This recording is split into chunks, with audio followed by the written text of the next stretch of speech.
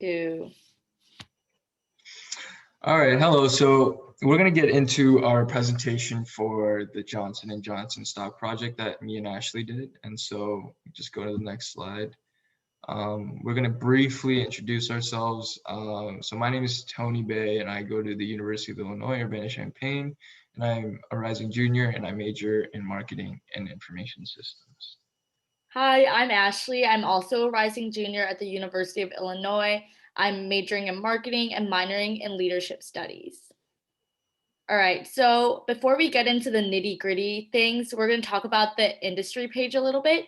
So we noticed that some of their major competitors were Meridian Bioscience and McKesson, and some risk factors within this type of industry is competition, regulation, and litigation, which would ultimately threaten the success of this type of industry.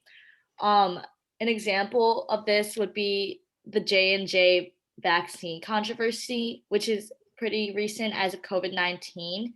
So the controversy surrounding this was that the vaccine was actually causing blood clots for some people and actually causing some deaths and hospitalizations, which is why the vaccine actually had to be recalled, which affected the industry a lot.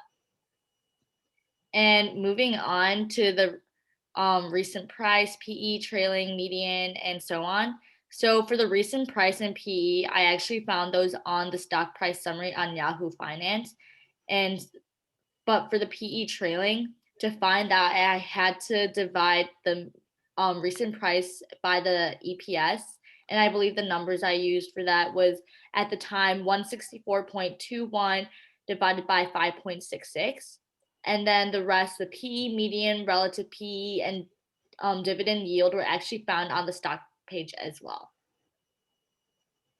Yeah, moving on to the capital structure box. I'll just briefly go over the various data points here. As you can see, if you go through the list here, total debt relatively high at 33.61 billion. It's a lot of debt that is accumulated due in 5 years, 7.2 bill.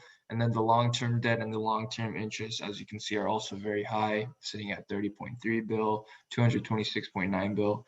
And just to note here, for a company, when looking at long-term debt and also the interest that accumulates, it's really important to consider when making financial decisions. So it's just great to really kind of keep this on track for any company and keep it in mind when making those decisions. And moving on to the leases and capitalized, 215 bill. Pension assets are at 38.2 bill. And based on the information that we found, we actually found that the preferred stock, there was none available. So that's interesting fact there.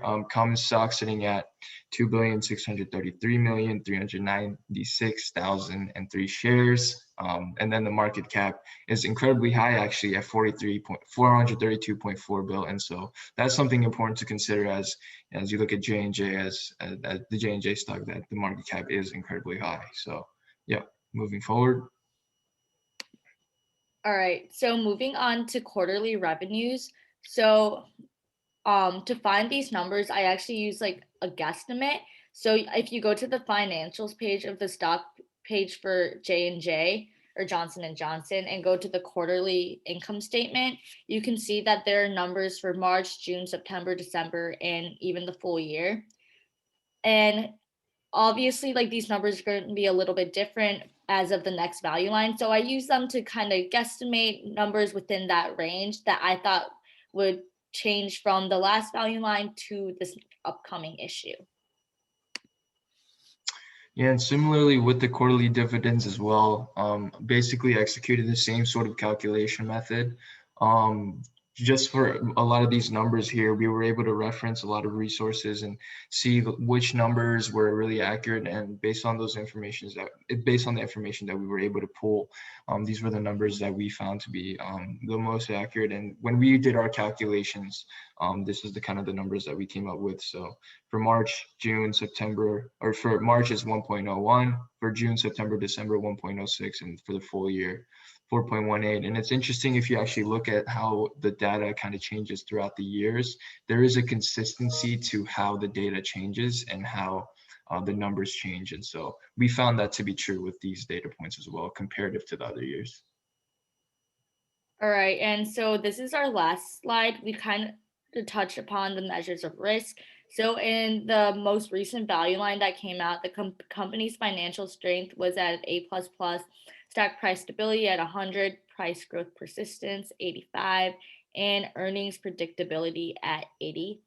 And so my prediction for, or our prediction for the next value line is that these numbers will actually go down, unfortunately, just a little bit, just because of the controversy that has been surrounding J&J as of this year, which has made their stock price fluctuate a lot and has also made the companies, a lot of people view the company in a negative light. But hopefully in the future, these numbers will be able to get back up there, and the stock of J&J will be strong again.